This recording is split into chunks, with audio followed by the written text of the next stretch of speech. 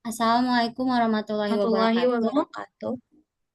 We are from Group 12 and we want to present by contrastive analysis and error examination in academic writing, a study of undergraduate thesis abstract in English and Indonesian. My name is Artria Livia. And my name is Andini Nabila Putri. Okay, the introduction will be presented by Andin.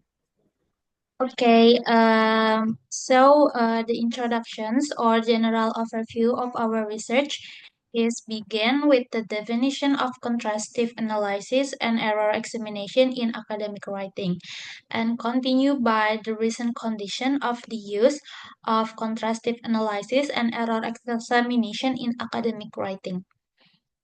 Then would the next passage we talk about the previous studies. We talk about two points. The first one is the new studies about the topic. So it's about review of recent research on contrastive analysis in academic writing and studies focusing on common grammatical, lexical, and structural errors in abstracts, and also the previous findings on English Indonesian contrastive linguistic studies. And second, of the previous study, we talk about the research gap. So it's about limited research focusing specifically on undergraduate thesis abstracts, the lack of studies integrating both contrastive analysis and error examination in the context of academic abstract, and the last is the need for empirical data to validate theoretical findings. And we move into the empirical reasons. Here we are divided into two things. The first is the survey or news update about the topic or preliminary study results. And the second one is the personal experiences of the researchers that related to our research. And the basic theories that we use is first, contrastive analysis, second, error analysis, and the third is the academic writing in English and Indonesian. And the purposes of our research is first to analyze the differences between English and Indonesian undergraduate thesis abstract, and second is to identify common errors in English abstracts and their possible causes.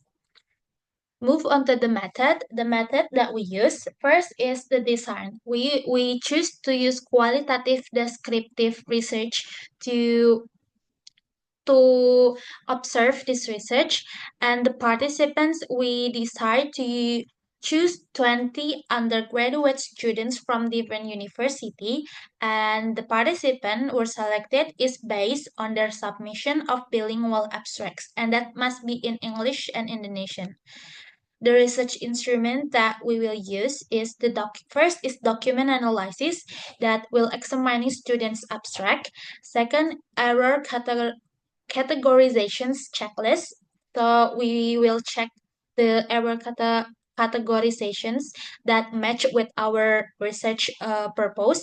And the last is interview to understand students' writing challenges. And the procedures of our data collection is first, we collect the thesis abstract from undergraduate students, and then we analyzing the errors based on linguistic categories that we have conduct. The third, conducting interviews with students about their writing process, and the last, the durations, we will choose about 3 months of data collections, and that's the maximum durations. The next passage will be explained by my partner Livi. Thank you, Andin. This is the result we have obtained, and the first result is the analysis of student difficulties in writing abstract in English and Indonesian.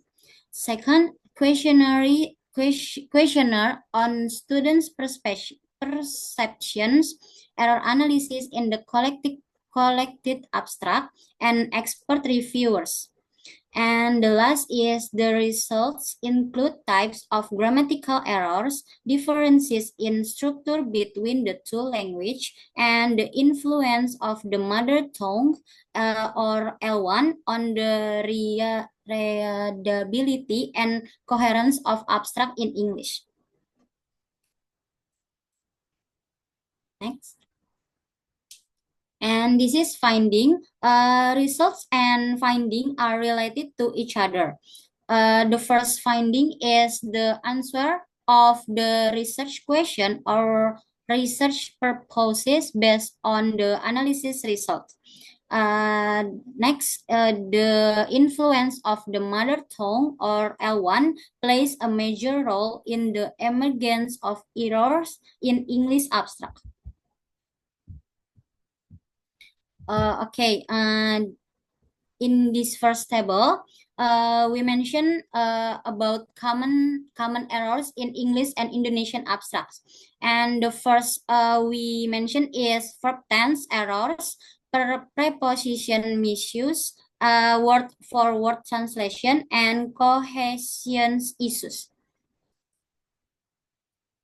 We have two tables, and this and the table 2 is structural differences between English and Indonesian abstracts.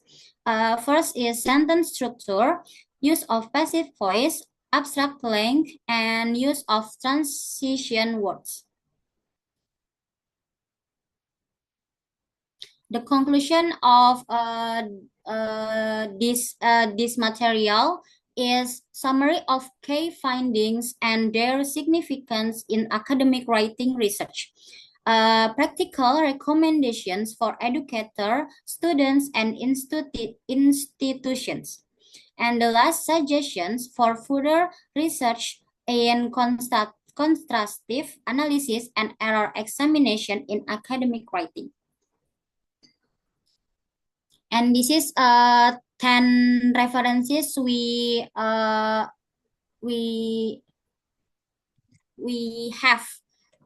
that we reference for our research. Yes. Okay, Okay. and That's all for us. Maybe we